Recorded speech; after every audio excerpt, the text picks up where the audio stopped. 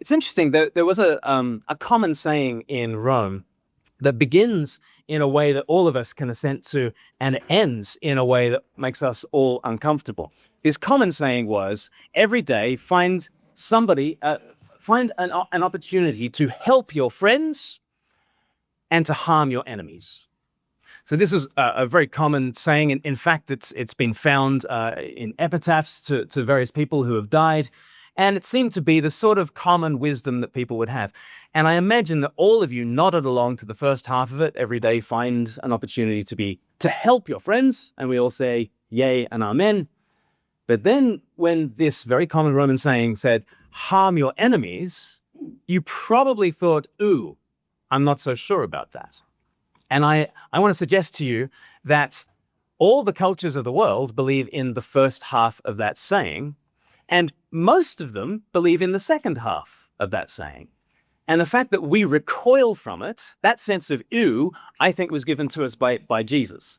The idea that compassion is helpful across species, Richard Dawkins talks about it in The Selfish Gene as a biological misfiring.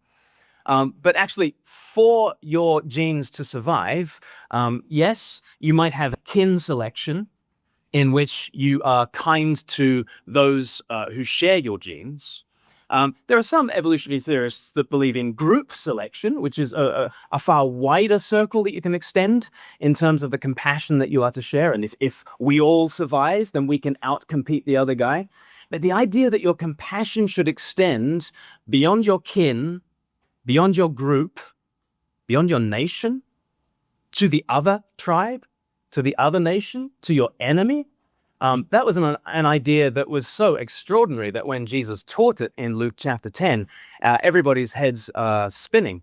That's where Jesus talks about the Good Samaritan, where the hero of that story is a person who is from a different religion, who is from a different nationality. And Jesus, I think, gives us even our instinct that members of other societies, members of other cultures can show all kinds of compassion and all kinds of virtues that put believers in the Bible to shame.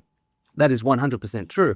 But Jesus' idea of extending the circle of compassion, not just to your kin, not just to your group, but even to your enemy, I think that is the kind of instinct that we tend to share now in the West, whether we are Christian or not.